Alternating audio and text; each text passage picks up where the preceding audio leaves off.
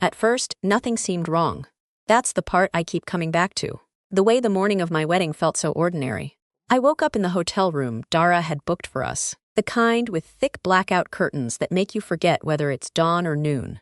The room smelled like new carpet and her perfume, and for a moment I just lay there, listening to her breathe from the other bed, thinking, today is the day. It didn't feel monumental.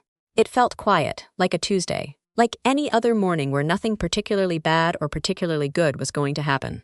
I should have paid attention to that feeling. Quiet isn't always peace. Sometimes quiet is just the held breath before something breaks. My name is Adieze Nwosu, Adieze Chukwemeka, when I was still trying to be the daughter my parents raised, before I understood that the daughter they raised was a performance they'd written, and I had simply been cast in the role without being asked. I am 31 years old. I work in supply chain management for a pharmaceutical company in Lagos, which is a job that sounds less interesting than it is. I have a scar above my left eyebrow from a bicycle accident at age 9 that my mother used to trace with her finger when she wanted me to feel loved. I tell you these things not because they matter to the plot of what happened, but because I want you to understand that I am a real person, specific and particular, not a symbol. What happened to me was not a parable. It was just life, doing what life does when you've been looking away too long. My husband. I still feel the novelty of that phrase on my tongue, like the first taste of something you've been told your whole life you couldn't have. His name is Emeka Obi. He is a structural engineer. He laughs at his own jokes before he finishes telling them.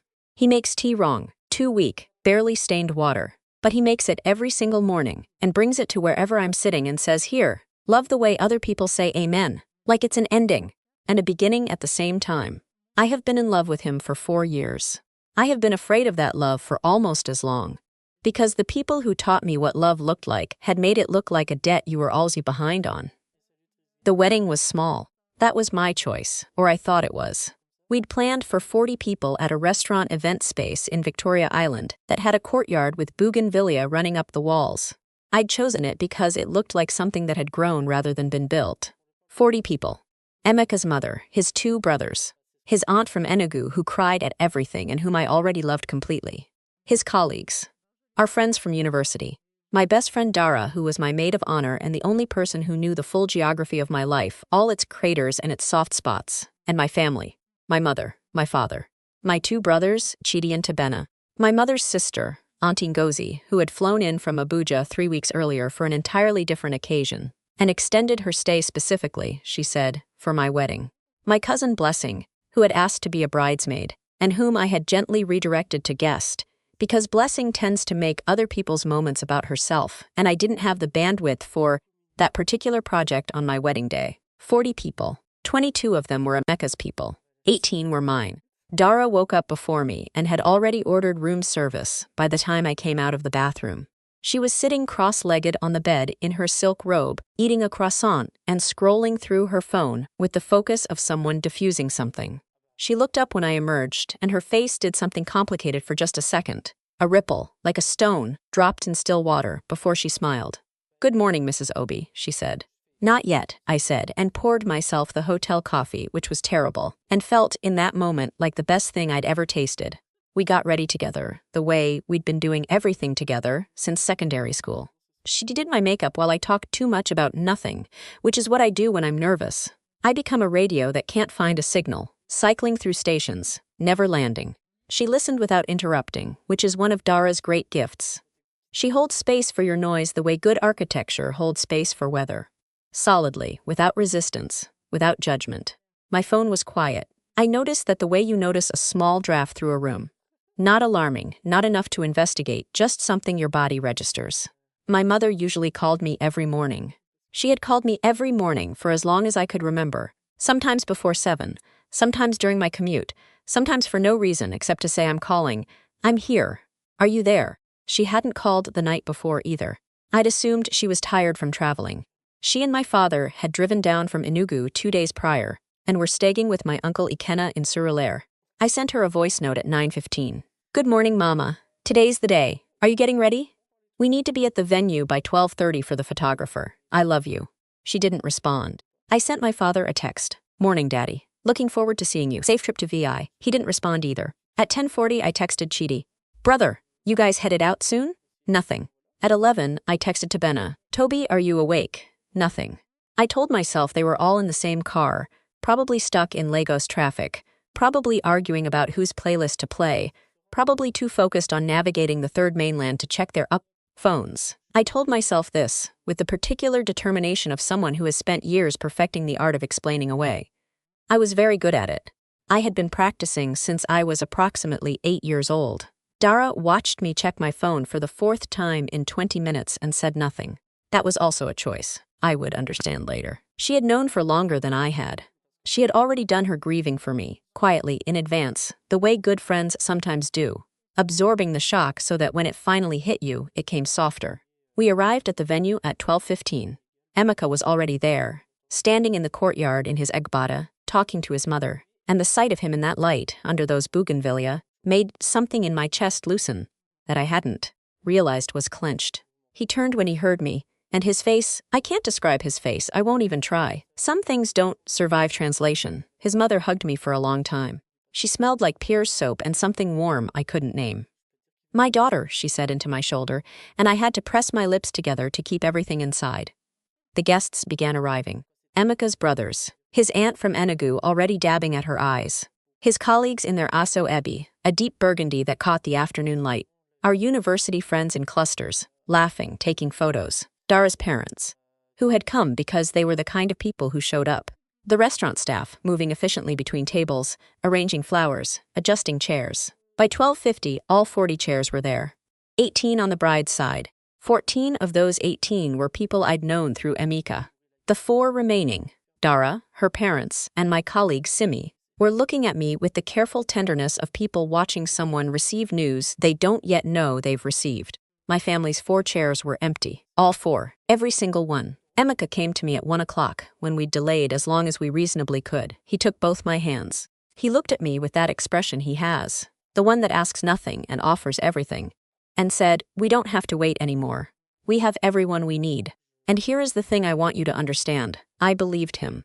In that moment, standing in that courtyard with the bougainvillea and the afternoon light and the people who had actually come, I believed him. Completely. I was not devastated. I was not falling apart. I was, strangely, quietly, almost serenely, okay? Because the quiet had finally made sense. It wasn't peace. But it was something I recognized from somewhere deep and old in myself. It was the feeling of a thing you've been waiting for finally arriving. A bill you knew was coming, finally due. We got married. Emeka cried first, which made his aunt from Enugu wail in the background, which made everyone laugh, which broke the formality and made it feel real. I said my vows in a clear voice and meant every word. Dara held my bouquet and my phone and my entire history, and did not let any of it drop. Emeka's mother threw so much rice we were finding it in our shoes a week later. The dinner was extraordinary. We danced until the restaurant staff politely dimmed the lights. Emeka's brother gave a toast that was so long and so warm and so embarrassing, in the best way, that I had to hide my face in Emeka's shoulder. I ate jollof rice and plantain and chocolate cake and drank wine and was genuinely happy. Not performance happy, not compensating happy, just happy. The way a person is happy when they are exactly where they are supposed to be with exactly the people they need. I did not check my phone during the reception. It wasn't until we were in the car, heading to the hotel, that I turned it over in my hand.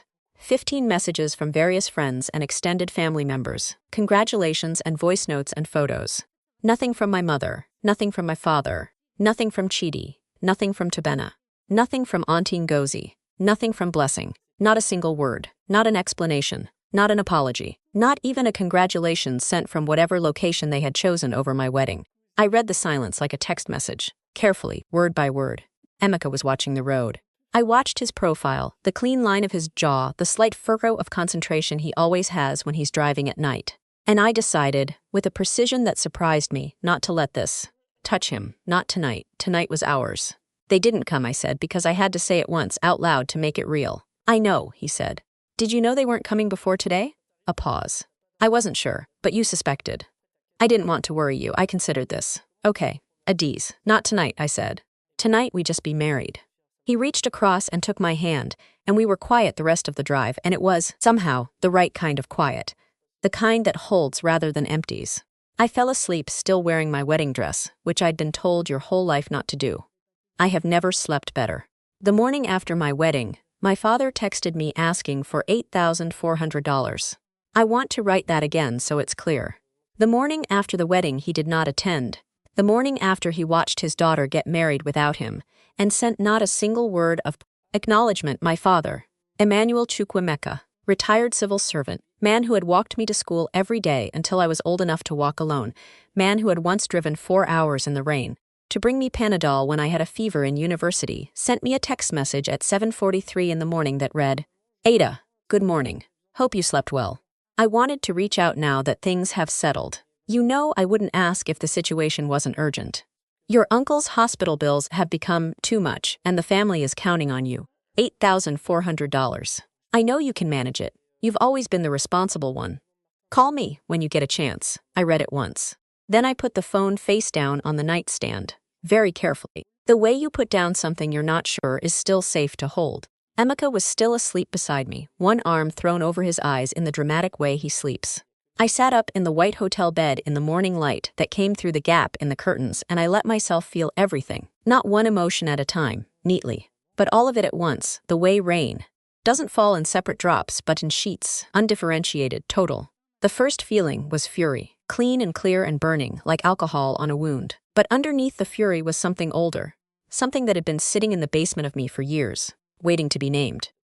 It wasn't quite grief. It wasn't quite humiliation. It was recognition. The feeling of looking at a pattern you have been staring at for so long. It stopped looking like a pattern and started looking like the wallpaper. Just the texture of the room you live in. Unremarkable. Expected. Let me tell you about the money. The request, $8,400, was not, in the context of my family's history with me, an extraordinary figure. It was, in fact, a relatively modest request. My father had called me for money in various configurations my entire adult life. $3,000 for Tabena's school fees when Tabena was 26 and theoretically employed. $1,500 for a business opportunity that was never specified in more detail than that. $4,600 for my mother's knee surgery, which turned out to not cost anywhere near that much, and which I never asked for an accounting of. $2,000 in monthly transfers for the better part of 2 years for what my father described as family maintenance, a phrase he used with such casual certainty that I felt somehow ungrateful for, finding it strange. I had paid, every time I had paid. Not because I was afraid to say no, or maybe I was, a little, but fear wasn't the whole of it. I paid because I had been raised in the understanding that this was love. That love, in its most practical expression, moved as money. That the way you showed your family you cared was to be available, financially, unconditionally, without the complication of questions. My mother's knee, my uncle's car, my brother's fees, my cousin Blessing's startup, which failed within 8 months. All of it was love, in the grammar I had been taught. The request for $8,400 would come to the total of, let me calculate, $84,000 over 6 years. I had done the calculation before, more than once. I had opened the spreadsheet on a Tuesday night 3 years ago, a little wine in, a little honest, and traced every transfer, every Western Union, every mobile transfer, and arrived at that number with a steadiness that surprised me. I had closed the spreadsheet and gone to bed, and in the morning made peace with the figure. The way you make peace with a scar. It's there. It's part of you now. What else is there to do? But that morning, the morning after my wedding, reading my father's message, something inside me shifted. Not dramatically, not like a collapse. More like the very slow movement of tectonic plates, deep and geological, a change so large and so fundamental that you can't see it happening from the surface, but you feel it in every structure above. I thought about my empty chair. The 4 empty chairs, all in a row on the bride's side, while bougainvillea shivered in the courtyard breeze. I thought about my mother's voice note that I had sent and never received a response to. I thought about Chidi, who had a wife and 2 children and a job in banking and a tongue so sharp he used it like a tool, and who had not texted even a single emoji on his sister's wedding day. I thought about Tabena, who was the gentler one, who I'd thought might come alone even if the others didn't, who had also said nothing. And then I began to do what I should have done years earlier, which was to look at the pattern, not the pattern of yesterday, the pattern of always. My family had boycotted my wedding. They had not called it that. There had been no declaration, no confrontation, no gathered intervention where grievances were aired. It had simply not happened. They had simply not come, in the way that so many things in my family had simply not happened. Silently, without explanation, without acknowledgement, with the implicit expectation that I would absorb the consequences and continue. The reason, I understood without needing to be told, was Emeka. Not Emeka specifically, Emeka's family. His people were Igbo, like us, but they were from a different town, a different clan, and there was an ancient quarrel between our families. Ancient enough to be geological, recent enough to still bleed, that my father had referenced exactly once when I told him I was serious about Emeka, in a voice that left no room for discussion. You know what that family has done to ours. You know the history. If you continue with this boy, you are not my daughter. I had continued with Emeka, and yet, and this is the part I had kept looking away from, nothing had actually happened. My father had not cut me off. My mother had continued to call me every morning. My brothers had continued to attend family functions where I was present. Christmas had continued. My birthday had continued to be acknowledged. The money had continued to flow, in one direction, from me to them, because apparently disowning me did not include disowning my bank account. The threat had been spoken and then never enforced. I had taken that to mean forgiveness, understanding, acceptance, slow and perhaps grudging, but acceptance nonetheless. I had been reading a different story. They had simply been waiting. And what they had been waiting for, I began to understand that morning, was the wedding. The wedding was the line they had drawn privately, never telling me exactly where it was, waiting to see if I would cross it. When I crossed it, they hadn't reacted with confrontation. They had reacted with absence, which was, I now saw, their preferred mode. Absence was deniable. Absence couldn't be argued with. Absence left no evidence. We just didn't make it. Things came up. You know how it is. And then, the next morning, the money request. I sat with my phone for a long time, turning it over in my hands, while Emeka slept and the Lagos morning built itself outside the window. I thought about who I had been for the past 6 years versus who I might be now. I thought about the $84,000 and what it had bought. Not for me, but for them. Proximity. Access. The performance of a relationship, while the actual relationship was somewhere else entirely, structured around a transaction I hadn't agreed to, and couldn't name. They had not attended my wedding. They had waited until the morning after to ask me for $8,400. If this were someone else's story told to me by a friend over coffee, I would have said, "Can't you see what this is?" I would have said it gently, but I would have said it. I would have said, "This is not your family. This is a company that employs you at your own expense. This is a relationship whose terms were set before you were old enough to understand them, and which you have been executing faithfully, while they have been revising the contract without telling you." I would have said, "You need to stop paying." Emeka stirred beside me and said, without opening his eyes, "You're thinking too loudly." "Sorry," I said. "Don't apologize." He opened one eye. "What's happening?" I showed him the phone. He read it. He was quiet for longer than I expected. Then he said, "What are you going to do?" "I don't know yet." "Whatever you decide," he said. "I'm with you. What if I decide to give them nothing?" He looked at me steadily. "Then we give them nothing. And if I decide to respond, then we respond together." I put the phone back on the nightstand. "I need to think." "Okay," he said, and closed his eyes again, and I loved him so comprehensively in that moment that it was almost painful. The way looking directly at a bright light is almost painful. I thought for 3 days. During those 3 days, I did not respond to my father's message. I did not respond to my mother, who called twice, not with apology, not with explanation, but with the ordinary cheerful tone she used when she was performing normality over a wound she'd decided not to acknowledge. I did not respond to Chidi, who texted on the second day to ask if I'd spoken to Daddy. I did not respond to Tabena, who sent a voice note, long, rambling, full of "you know how it is, and the family situation is complicated," and not a single sentence that contained either sorry or congratulations. I did not respond to any of them. I just thought. I thought about patterns. I thought about what it means to love someone, and what it means to fund someone, and whether those two things are the same. I thought about what kind of woman I wanted to be for the next 30 years of my life, and whether that woman bore any resemblance to the one I'd been for the previous 31.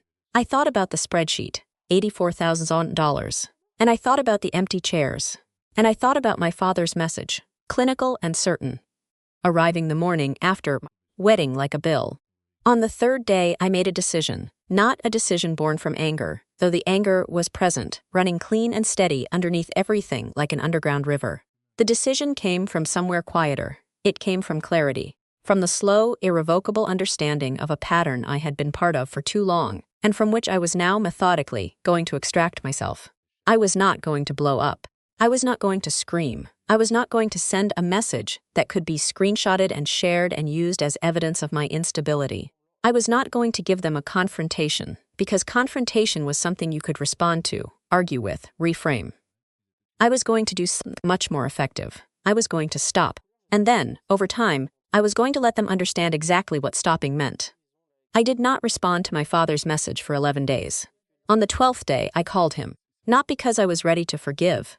I want to be precise about this, but because I understood by then that the most powerful move available to me was not silence and not explosion. It was presence, clear, calm, undeniable presence in the exact space where they expected me to be invisible. He answered on the third ring the way he always did, with a warmth in his voice that I had spent years accepting as genuine and had only recently begun to examine. Ada, my daughter. I was beginning to worry. Good afternoon, Daddy, I said.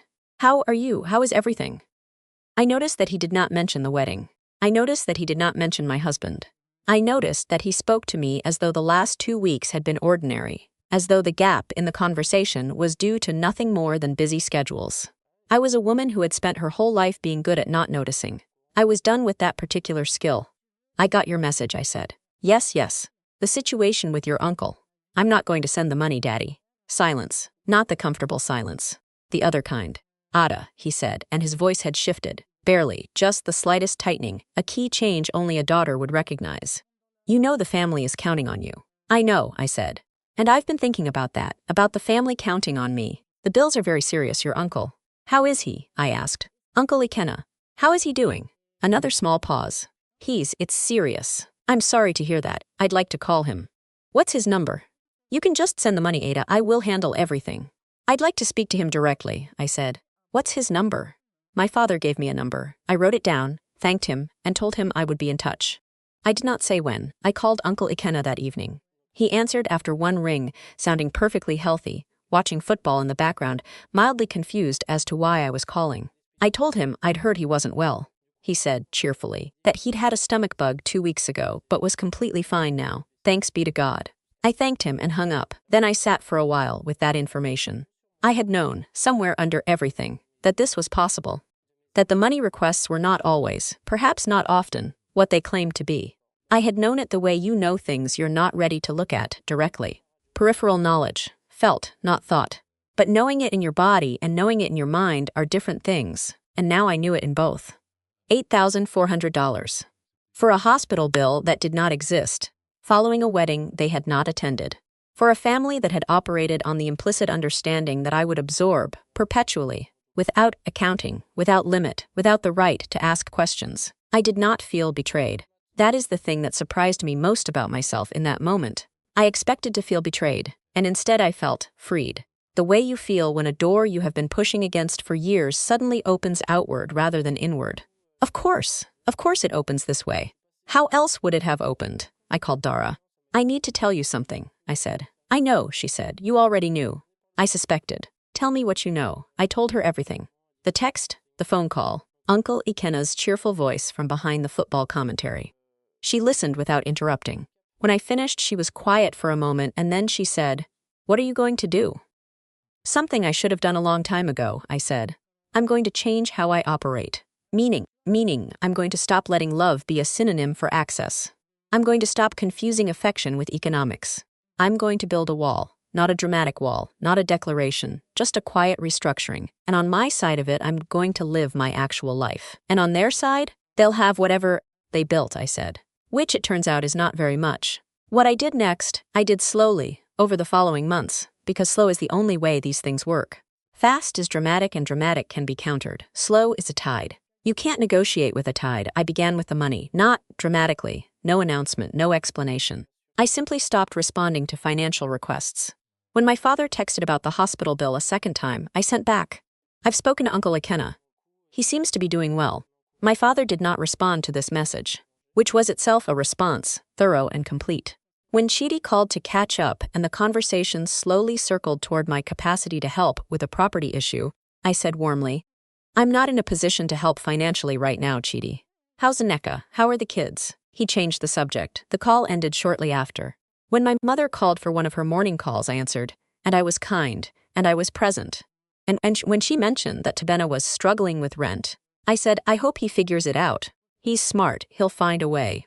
And then I asked about her health and her garden and the television show she'd been following. And I kept the conversation in those lanes, firmly, without anger, without drama. Anger would have been easier for them to handle. Anger is a shape they knew how to respond to.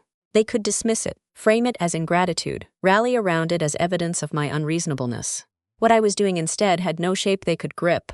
I was simply no longer a resource. I was just a daughter, just a person. One who called and asked after their health and remembered the television show, and brought nothing to the table except herself. I watched them adjust. It was not a quick adjustment, and it was not a graceful one. There were several calls where I could hear my mother working toward something, circling, approaching from different angles, and then retreating when she found the door closed. There was a message from Tabena that was so directly manipulative it almost impressed me, appealing to my sense of family loyalty and our childhood, and the sacrifices our parents had made. All in service of rent assistance. I read it carefully and responded, "I hear you, Toby. Family means a lot to me too, and nothing else." There was, about 4 months in, a message from my father that was different from the others. Less transactional. More, I don't want to say vulnerable, because I'm not sure what I saw in it was genuine rather than strategic, and I may never know the difference, but softer. He said he hoped I was well. He said he thought about me. He said he knew things had been difficult between us. He did not mention the wedding. He did not mention the money. He just said he hoped I was well. I sat with that message for a long time. I had thought, at various points over those months, about what I wanted from my family. Not what I was willing to give, but what I actually wanted to receive. And what I arrived at, after considerable sitting with the question, was not dramatic. I wanted to be a person to them, not a function. I wanted the morning calls to be because my mother wanted to talk to me, not because she was building goodwill for the next request. I wanted to be present at family events as myself, as Adiezi, as the woman who had married Emeka Obi and was building a life, rather than as the daughter who had betrayed the family by refusing the script.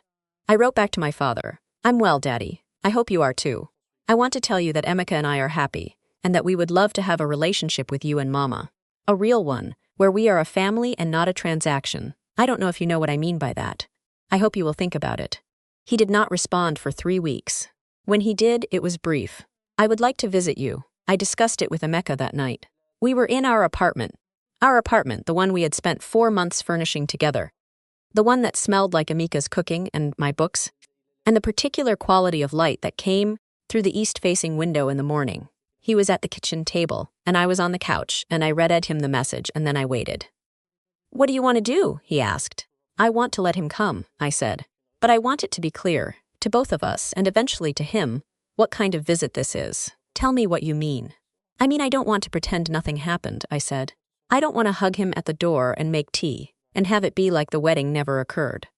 But I also don't want to have a confrontation. I'm done with confrontation as a mode. I want something different." What's different look like, I thought for a moment. Honest. Quiet. A conversation where I tell him what I need from this family and listen to what he's actually capable of offering. No performance from either side. Just what's real. Emeka nodded slowly. "Okay," he said. "I'll make tea." My father came 3 Saturdays later. He came alone. My mother sent her regards, which I read as her own process taking longer, which was fine. He arrived in the afternoon, and Emeka met him at the door, and they shook hands. And I watched my father look at my husband, really look at him, perhaps for the first time, and I watched something shift in his face that I won't try to name because I don't fully understand it. We sat in the living room. Emeka brought tea and then very diplomatically found something to do in another room, which was both tactful and a reminder that he was present, that I was not alone, that this apartment and this life were mine in a way that could not be reduced or bargained. My father sat in the chair by the window and looked around the apartment. He looked at the bookshelves and the photographs and the wedding photo Dara had framed and given us, the one from the courtyard with the bougainvillea, where Emeka was laughing before I'd finished my vow, and I was looking at him like he was a solution I hadn't known I was searching for. My father looked at that photo for a long time. "You look happy," he said finally. "I am," I said. Another silence. Outside, Lagos moved on without us, without pause, the way it always does. "I should have come," he said. It was not an apology exactly. It was the closest he had in his vocabulary, and I recognized it for what it was. "I should have come." "Yes," I said, "you should have." "The money," he started. "Daddy." I kept my voice level. "I'm not going to talk about money today. I don't want to talk about money with you. I want to talk about whether we can be family to each other in a way that doesn't involve money." He looked at his hands. "It's not so easy." "I know," I said. I'm not asking for easy. I'm asking for honest. What happened after that was not a movie scene. There were no tears, no dramatic embrace, no cathartic exchange where everything was said and forgiven and resolved in the space of an afternoon. My father is not built for catharsis. He is built for endurance, for silence, for holding things inside until they composted into something unrecognizable. That is partly where I came from, that tendency, and changing it in myself had taken years and cost me things. I did not expect him to change it in an afternoon. What happened was quieter. We drank tea. He asked about my work, and I told him, in more detail than I'd usually offered, about the projects I was managing, the challenges, the parts I found interesting. He listened. He told me, haltingly, about life in Enugu, about the neighborhood, the neighbors, a small victory he'd had in a local matter I no longer remembered the origin of. I listened. We were two people in a room, specific and imperfect, each with a history of hurting the other in ways that were largely unspoken and would likely remain so. Before he left, at the door, he did something that surprised me. He asked to speak to Emeka.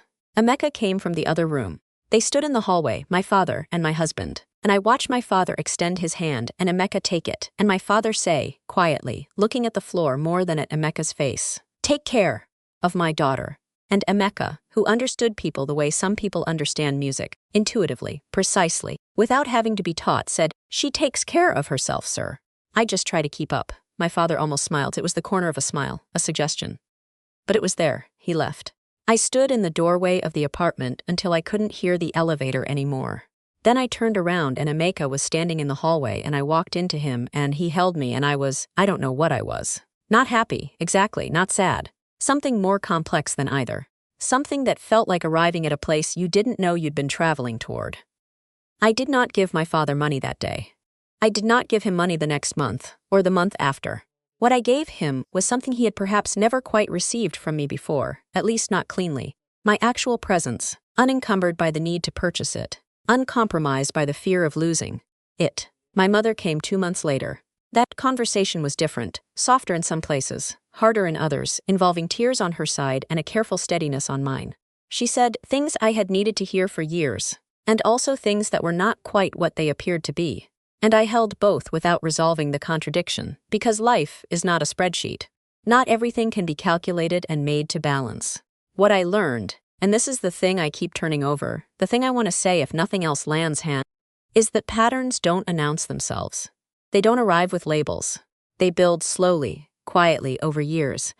And they look like the wallpaper of your life until one morning you wake up in a hotel room the day after your wedding, and the person who should have been there sends you a bill instead, and something in you finally sees it clearly. The revelation was not an explosion.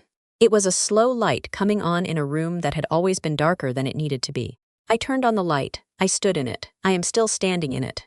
The money, all of it, the $8,400 and the $84,000 before it, is gone. It is not coming back. I have made peace with that the way you make peace with anything that is done. By looking at it clearly, calling it what it was, and choosing not to let it define the future. The future is Emeka bringing me tea in the morning, 2 weak, barely stained water, saying, "Here, love like it's both an ending and a beginning." The future is Dara on the phone, listening to my noise without judgment, holding space. The future is the east-facing window, and the apartment we built, and the wedding photo with the bougainvillea, where Emeka is laughing before I've finished speaking. The future is mine, which is something I have not always known how to say. I know it now. I learned it slowly, the way all the important things are learned. At first, nothing seemed wrong, but I was paying attention. And then I was paying more attention. And then one morning I stopped paying anything at all that I wasn't willing to pay, and everything, finally, became clear.